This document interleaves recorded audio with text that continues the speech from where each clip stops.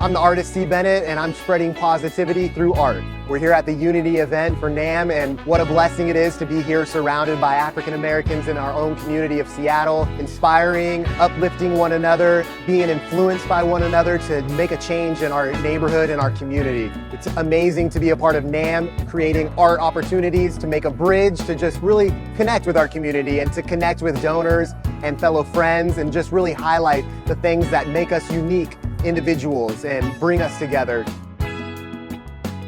My name is Myron Curry. I'm an impact-based artist. I feel like it's always going to be an amazing experience to work with the community. I love doing that. Celebrating all the different Black folks that are, monumental to this program, to the NAAM. Them having this celebration at this gala really stepped it up to a whole nother level. It's just, I feel special to be a part of that. I want to say thank you to all of you that showed up tonight for making me feel comfortable, and I want to celebrate you. And this is what it's about, continuing this legacy.